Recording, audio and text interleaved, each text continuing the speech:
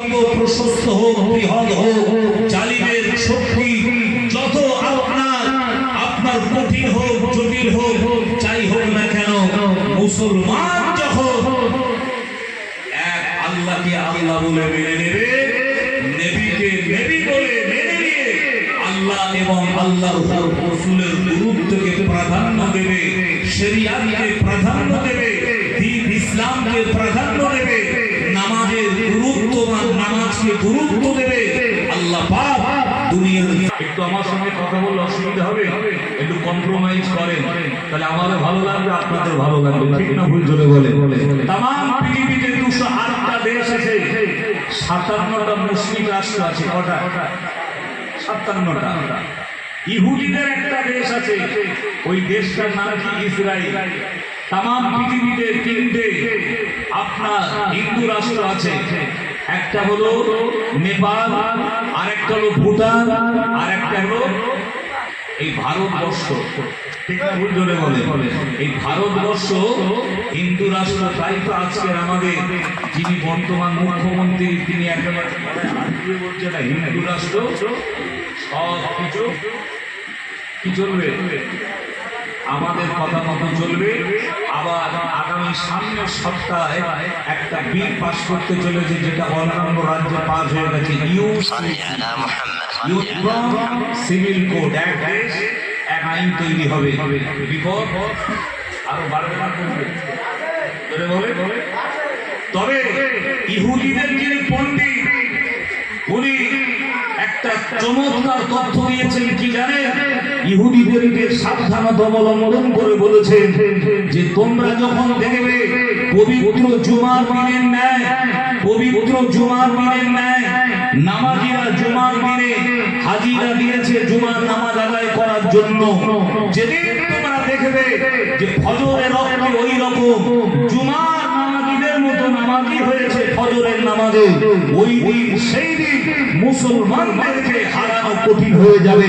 পরাজয় তোমাদেরকে স্বীকার করতে হবে, আর মুসলমান সেদিন জয়ী হবে। ধরে বলে সবাই মিলে বলে। তাহলে আমরা যদি জুমার দিনের ন্যায় ফজরের রক্তে হাজিরা দিয়ে নামাজ যদি আদায় করি, ইনশাআল্লাহ আল্লাহ পাক আমাদের জন্য সুদিন ফিরিয়ে দেবে। কি দেবে না? জোরে বলে। আল্লাহ পাক সুদিন ফিরিয়ে দেবে। সকলে বলুন আল্লাহুম্মা আমিন। জোরে বলে আল্লাহুম্মা আমিন। যাই হোক, আজকে তো পবিত্র 10ই মুহররম, আশুরার দিন, ঠিক না ভুল জোরে বলে। একটু আশুরা সম্পর্কে আলোচনা করতে হবে তো নাকি? অন্যান্য দিন অন্যান্য আলোচনা হয়, কিন্তু আজকে স্পেশাল করে খাস করে ইমাম হাসান হুসাইন হুজুরের আলোচনা দরকার আছে না? জোরে বলে। বদরের ময়দানে শহীদ হয়েছে কতজন? একটু কথা বলেন, কতজন জানা নেই? বদরের ময়দানে শহীদ হয়েছে 14 জন। কতজন? 14 জন। ওহদের ময়দানে শহীদ হয়েছে কত? 70 জন সাহাবী। কত? 70 জন। সব থেকে দুঃখজনক, বেদনাজনক যে আপনার ওহদের ময়দানে শাহাদাত বরণ করেছেন, সেই সাহাবীর নাম কি? হযরতে আমির হামজা, আমার নবী পাকের চাচা। জোরে বলুন সুবহানাল্লাহ। কেন বেদনাদায়ক? ওহদের ময়দানে শহীদ করে দেওয়ার পরে বুকটা ফেলে কালিজা বের করে চিবিয়েছিল। নাম কি? হেন্দা আবু সুফিয়ানের স্ত্রী, নাম হলো হেন্দা। তাই তাকে বলা হয় কলিজা সাদিকা।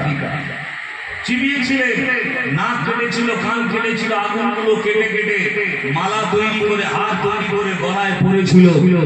ভাই, যত সাহাবা হুজুর শাহাদাত বরণ করেছিলেন, আগাম অ্যাডভান্স কোন সাহাবী জানতেন না। কিন্তু আজকের এই 10ই মুহররম ঐতিহাসিক দিন, এই ঐতিহাসিক দিনে 10ই মুহররম কারবালার ময়দানে ইমাম হুসাইন শহীদ হয়েছিলেন। সমস্ত সাহাবাদের এমন করে শহীদ হওয়া সমস্ত সাহাবা হুজুররা দ্বীনের জন্য, ইসলামের জন্য, শরিয়াতের জন্য শাহাদাত বরণ করেছিলেন, ঠিকই কথা। কিন্তু কোন সাহাবা আগাম অ্যাডভান্স জানতেন না, এমন করে ইমাম হুসাইন হুজুর আগে থেকে জানতেন, নবীও জানতেন, আলী হুজুরও জানতেন, হযরতে হাসান হুজুরও জানতেন, আম্মা জান ফাতেমাও জানতেন যে আমার কলিজার টুকরা ইমাম হুসাইনকে কারবালার ময়দানে এমন করে শহীদ করা হবে। ঠিক না ভুল জোরে বলে? ইমাম হুসাইন হুজুরও জানতেন না? কথা বলবেন তো? আচ্ছা, কোন মানুষ যদি বিপদে আগাম খবর যদি পেয়ে যায় তাহলে সে আগে থেকে সতর্ক হয় কি হয় না? কথা বলে, আগে থেকে সতর্ক হয়। কিন্তু আপনারা বলুন, আমার নবী পাক সাল্লাল্লাহু আলাইহি ওয়াসাল্লাম, আম্মা জান ফাতেমা, হযরতে আলী, হযরতে ইমাম হাসান হুজুর ইমাম হুসাইনের জন্য কি দোয়া করেছিলেন? আল্লাহ আমার বড় ভাই, আল্লাহ আমার বেটা, আল্লাহ আমার দৌহিত্র ইমাম হুসাইনকে আল্লাহ পাক কারবালার ময়দানে শহীদ হওয়া থেকে তুমি বাঁচিয়ে দিও, এই দোয়াটা চেয়েছিলেন। বোঝার দিনে বুঝতে হবে দোয়া চেয়েছিলেন কেন, কিসের জন্য চাইনি? নবী জানতেন আমার নাতি শহীদ হবে, ইমাম হুসাইন হুজুর আনাম জানতেন শহীদ হবে কারবালার ময়দানে, তথাপিও কিন্তু দোয়া চাইনি আল্লাহর কাছে। কেন? এই জন্য চাইনি ইমাম হাসান ইমাম হুসাইন হুজুরকে উম্মতে মুহাম্মাদীর জন্য আম্মা জান ফাতেমা দুই ভাইকে কুরবান করে দিয়েছিলেন। একটু জোরে বলতে ভালো, আরো জোরে হলো না? নারে তাকবীর। প্যারা মুসলমান বাবানি ভাইরা, নওজোয়ান তরুণ যুবকেরা,